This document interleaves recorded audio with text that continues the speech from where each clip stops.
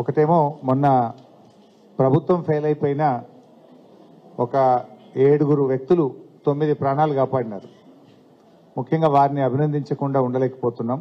BRS party తరఫున ముఖ్యంగా గ్రామ పెద్ద తిరుపతిరావు గారు, మరొక పెద్ద వెంకటనారాయణ గారు, JCB owner Venkatramulu, Upender, Jawahar Lal, Subhash, Nagesh, Subhan, JCB driver Subhan, Nageswararao, ఈ 7 అత్యంత సాహసోపేతంగా మరి ఆ రోజు రాత్రి ప్రజల ప్రాణాలు కాపాడారు. వారికి హృదయపూర్వకంగా బీఆర్ఎస్ పార్టీ అభినందనలు తెలియజేస్తూ ఉంది. వాళ్ళు ఇక్కడ ఉన్నారు, వాళ్ళకి సన్మానం కూడా చేస్తాం. ఎందుకంటే ప్రభుత్వం ఫెయిల్ అయింది. ఉదయం నుంచి సాయంత్రం దాకా అదిగో ఇదిగో హెలికాప్టర్ వస్తుందని చెప్పి హెలికాప్టర్ పంపలేకపోయినారు. చివరికి దేవుడే కాపాడాలని చేతులు ఎత్తేసినారు. కానీ అక్కడ ఈ 7 వ్యక్తులు ధైర్యం చేసి ఆ జేసీబీని పెట్టి ఆ జేసీబీ ఓనరు, డ్రైవరు, గ్రామ పెద్దలు తాడు సహాయంతో, జేసీబీ సహాయంతో వారిని కాపాడారు. వారి ప్రభుత్వం ఫెయిల్ అయినా ఇవాళ వాళ్ళు ఒక బాధ్యతాయుతంగా కాపాడినందుకు వారిని మనస్ఫూర్తిగా అభినందిస్తూ ఉన్నాం. అదేవిధంగా ఈరోజు మా పువ్వాడ అజయ్ గారు దాదాపు 3000 మందికి కూరగాయలు, నిత్యావసర వస్తువులు పంపిణీ చేయడానికి స్టార్ట్ చేసినారు. దాదాపు కొంతమందికి ఈరోజు అయింది, మిగతా వాళ్ళకి చేస్తున్నారు. అదేవిధంగా వడ్డీరాజు రవిచంద్ర గారు కూడా ఒక 3000 నిత్యావసర వస్తువుల సరుకులను వారు కూడా పంపిణీ చేస్తున్నారు. వారికి కూడా అభినందనలు. అదేవిధంగా ఉపేందర్ రెడ్డి మాజీ శాసనసభ్యులు కూడా పెద్ద ఎత్తున పాలేరు నియోజకవర్గంలో నిత్యావసర వస్తువులు పంపుతున్నారు. అంతేకాకుండా మేము బీఆర్ఎస్ పార్టీ తరఫున కూడా రాష్ట్ర వ్యాప్తంగా మా నియోజకవర్గాల నుంచి కూడా రేపటి నుంచి వారికి అవసరమైన బియ్యం కానీ, పప్పులు, నూనెలు, బట్టలు తదితర వస్తువులు కూడా రేపటి నుంచి మేము కూడా లారీల్లో, డీసీఎంల్లో ఖమ్మం మా బీఆర్ఎస్ పార్టీ ఆధ్వర్యంలో ఇక్కడికి పంపించి పంపిణీ కూడా చేయబోతా ఉన్నాం.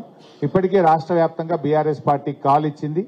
మొన్న మా సిద్దిపేటలో అయితే 4-5 లారీలు రెడీ అయినాయి. రేపు ఉదయం నేను జెండా ఊపి ఖమ్మంలో అజయ్ గారికి పంపిస్తాను. అట్లా అన్ని నియోజకవర్గాల నుంచి కూడా రాష్ట్ర వ్యాప్తంగా బీఆర్ఎస్ పార్టీ ఇతోధికంగా సాయం చేయబోతా ఉంది. ఆ కుటుంబాలను చూసిన తర్వాత నిజంగా కళ్ళల్లో నీళ్ళు వచ్చినాయి. పెద్ద ఎత్తున ఆ కుటుంబాలకు పాలేరు, ఖమ్మం ఈ ప్రాంత నియోజకవర్గ ప్రజలకు పెద్ద ఎత్తున మేము అన్ని రకాల సహాయ సహకారాలు అందిస్తాం. మా దగ్గర నుంచి కూడా ఇక్కడికి పంపించడం జరుగుతుంది. ఇకపోతే కొన్ని ఫొటోస్ ఉన్నాయి. ఈరోజు మా దగ్గర జరిగినటువంటి దాడి మీద ఫోటోలన్నీ కూడా మీకు పంపిస్తాను మీడియా మిత్రులకు. కట్టెలు పట్టుకొని పక్కనే సిఐ ఉన్నాడు, కర్రలు పట్టుకొని, బండలు పట్టుకొని స్పష్టంగా దాడి చేస్తున్నారు. సిఐ, కాంగ్రెస్ గుండాలు ఇద్దరు ఆ ఫోటోలో ఉన్నారు. వీడియోస్ కూడా ఉన్నాయి, మీకు అవన్నీ కూడా షేర్ చేస్తాం.